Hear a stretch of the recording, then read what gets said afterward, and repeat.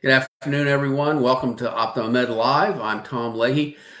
Gosh, I can't believe it's already the middle of January 2023. It's incredible. Well, winter's been pretty nice to us, though, so far. Spring is on its way. There's an important month coming up in September. It's Dental Health Month. And we're really excited to have someone here with us today, a special guest who's going to be able to talk to us more in depth about dental hygiene and taking care of your teeth, and about being a dentist, right? How do you get there? What's that's all about? But there is most people think about Dental Health Month, but there is another important holiday coming up really quick next month, February 28th. Do you know what that is? It's Tooth Fairy Day. On February 28th. I'm not sure how you celebrate Tooth Fairy Day, but if you got you got young kids, you might want to look into that. But anyway, I don't think you want to be pulling teeth unnecessarily or anything like that. But anyway, Dr. Alsamir, thank you for being here. Dr. Alsamir has a practice here in Midlothian, Alsamir Family Dentistry. He was so gracious to agree to come on today and talk to us about dentistry, and maybe give some advice to young people about pursuing that path in college and beyond. So first of all, Dr. Alsamir, can you tell us about your journey? I mean, how did you get to be where you are owning your own practice and like that? Absolutely. Tom, thank you so much for having me on here. Appreciate it. So just to get right onto it, my past started with my dad is a general surgeon over at Chippenham Medical Center. And so I used to come by and watch him work a few times, and I liked what he was doing. I thought being a surgeon was cool. And I also had this idea about being a car mechanic because I really like cars. So anyways, long story short, my dad said, you don't want to go to med school. That's too much work. Don't be and you're definitely not gonna be a car mechanic because too many dangers with that. So you're going to look into something called dentistry. You're going to look into being a dentist, and you're going to shadow my friend who's a dentist. Mind you, I was in high school. So I go to my high school dentist, or the dentist I was seeing when I was in high school, and I loved what he was doing. He gets to work with his hands, gets to talk to his patients, and he's got a pretty good work-life situation going on. So all that just came into play for me. And I was like, this is pretty cool. I like this, and he's got a really good relationship with his patients and with the staff. And again, I wanted to find something where I could work with my hands and not be behind a computer, Okay. So, so where'd you go to school? Right. So I knew right in high school, at the end of high school, I wanted to be a dentist. So that kind of made things easy for me. I went to University of Virginia and got my degree in biology.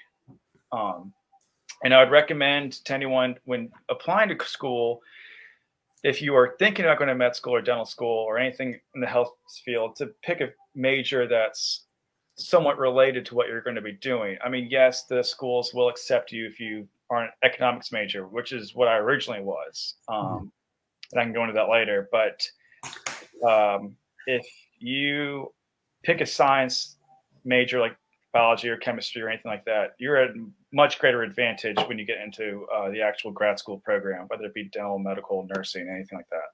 Right. Yeah, I mean, it makes sense. Yeah. Yeah. So when I was at UVA, I was an economics major, and we had the opportunity to meet with the dean of admissions at the VCU School of Dentistry, Virginia Commonwealth University over in Richmond, and was my first choice because I'm from Richmond, and why not? Keep it cheap and keep it local. And they're a really great. It's got a really great program for dental school. I set up an appointment when I was in college with the dean of admissions, and he looked at my transcript and he said, "Oh, this looks great. What's your major, by the way?" And I told him economics. And he looked at me and was like, "Why that?" And I told him why I wanted to see how the world worked, and then the markets went up and down. I understood why I did that. And he's like, well, you should really think about being a biology major. I think that would really help your application. And so ever since then, from that day forward, I switched my major because it was more important to me to get into dental school. Mm-hmm. I figured if I wanted to learn about markets and financing, I could just figure that out later. So anyways, I got into dental school at VCU. And then that took about 4 years, which is normal. And then after that, I did a residency program at Northwestern Chicago, at Northwestern in Chicago. There's two Northwestern universities. There's the grad program / hospital in downtown Chicago, which is where I was. And there's the other one in Evanston, but that's for undergrad. Right. That's what everybody thinks about. Yeah. Yeah. Right. And I wasn't. Right. So residency programs are optional. You don't have to do that. When you graduate dental school, you can get right into the workforce, which is one. Wow, that's interesting. Yeah, I didn't know that. Yeah. Yeah, which is a huge advantage over other med school programs, right? Because you have to do a residency, fellowships, whatever else. Yeah. But yeah, so I went into residency because I didn't feel like I was ready for the real world. I wanted to go to live in a major city, and Chicago was great. So I wanted to try my experience there before I, joined the workforce. And I loved it. I had a great time. Good. Yeah, we lived in Chicago for a little while. So you know how bad the cold is. Oh, yeah. I mean, that's why I left. Incredible. Yeah. In fact, we went there from here, so it was a weather shock. Yeah, exactly. Yeah. But so I think, if I'm not mistaken, VCU, Virginia Commonwealth University, is the only dental school in Virginia, right? That's right. That's right. And that brings up a good point. So when you go to apply for dental school, I applied to about 20 dental schools when I was at UVA, which is a lot. Typically, people tell you to apply to about between 5 and 10. I think I did 15, either between 15 and 20. I did a lot because I didn't want to have to wait. Yeah, I didn't want a gap year. I wanted to get in. Granted, I got in right, pretty quickly at VCU, so I got lucky. But it was a good experience because I got to interview at different schools and see what kind of dentistry and how dental education they provided. Granted, I went with VCU mostly because of cost and convenience, but they were also had a really strong clinical program. They're rated pretty high, I think. Yeah. What's that? They're rated fairly high. Yeah, they are rated pretty high. So it worked out anyway. But yes, VCU is the only dental school in Virginia. And then the closest one would be, I guess, Maryland. And North Carolina is very different. And then there's North Carolina, but those dental schools are very difficult to get into because North Carolina dental schools really only want North Carolina dentists. Right. So, yeah. Yeah, exactly. Yeah. There's that one. So you can get, I'm not sure if there is a difference between, a doctor of dental surgery and a doctor of, what is it, medical dentistry or something? The DMD or versus the DDS? Is there any difference between those two? There's no difference. It just started because the West Coast had a DMD thing and the East Coast started a DDS thing. They're the same degree. They're accepted and all over the world as the same degree. You can get your dental license with either degree that you want. Okay. So it was thought to be that the DMD degree was supposed to be more focused on research and science-based, and the DDS was more on clinical evidence. But now they've come together as one, and they've abolished all that. So I think it's been a long time ago. That's no longer even there's no difference anymore. But the schools just kept whatever they had. So Harvard has DMD. University of Pacific is DMD, but at VCU, DDS, Maryland, DDS. So okay, yeah, well, interesting. I thought maybe there was some difference between the two. So the requirements to get into dental school is one. Obviously, you have to have an undergrad degree. We are talked about biology being a great major for that purpose, but it doesn't have to be. As we said, but it's your performance in college, and and there is an entrance exam, right? The DAT that you have to take. Right, that's right. So there are prerequisites classes that you have to take. So you do not have to be a biology major, but you do have to take prerequisite classes, which are biology, organic chemistry, general chemistry, biochemistry, and a bunch of other ones. And every school is a little different. So whatever dental school you want to apply to, you need to make sure you look at what they're looking for. And then, of course, the last thing you have to take is the dental admission test, the DAT, which is not like the SAT. It's a standardized test, but it's not a standardized test. Yeah, I was going to ask you how was it? Yeah, it was interesting. It's not like what you would expect. So Yeah. there's different parts to it. There's a general chemistry, organic chemistry, biology, and then there's something called perceptual ability, the PAT part, and that's basically they want to see if you can understand and visualize things in your head in a 3D world without having to have it in front of you in your hand. Because in dentistry, you work indirectly a lot of the times, which means you are looking through a mirror, a tiny mirror, backwards. So you're working backwards, upside down, reflection. So if you can understand how if you can do well in the perceptual ability test, you'll be okay on being a dentist, you know. And that's the thought. Wow. Okay. I didn't even thought about that. Yeah. So like one thing they'll do, like it'll be a cube.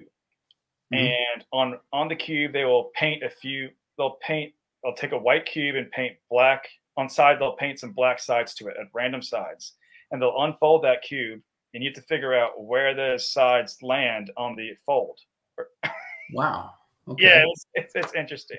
Or they'll have like a toothpick castle, and they'll pick a toothpick out, and they'll say, where does this toothpick land on the castle? Or how will the castle bright? It's kind of crazy. Yeah.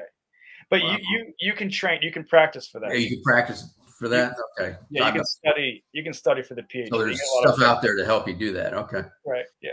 Right. Okay. And we talked about dental school being 4 years, just like medical school. Yeah, there is one school out there, University Pacific, that's got 3 years. Everybody likes to apply there, but you don't have your summers, so they cut your summers. Oh, you just go full all year round, and so you can finish at 3 years. Okay, so it's still the same curriculum, basically. That's right. Yeah, and then residency, you don't have to, but so when you graduate dental school, you have many options. One, you can go join the workforce, get in the real world, and be a general dentist, and that's fine. Or if you'd like some more training in general dentistry, there are different residencies. There's GPR, general practice residency, which is more hospital based. You'll learn to do really cool surgical techniques, which is what I did. And then there's also AGD, advanced general dentistry, which is they're going to focus on veneers and crowns and doing a lot more technical dental stuff, or dental prosthesis. For instance, if someone walks in with trauma and breaks half their face and their teeth, you can make a prosthesis that not only rebuilds their teeth, but also rebuilds their jawbone, which is kind of neat, or cheekbone rather. Like implants and that sort of thing. Right. Implants is one of them as well. So that's AGD. And then, of course, if you are not interested in general dentistry or you want to go something more specific, there are different specialties that you can get into, like orthodontics for braces, oral surgery for implants and wisdom teeth extractions, periodontics, which has to do with the gums and the bones around your teeth, and periodontics. Pedodontics, which is only working on children.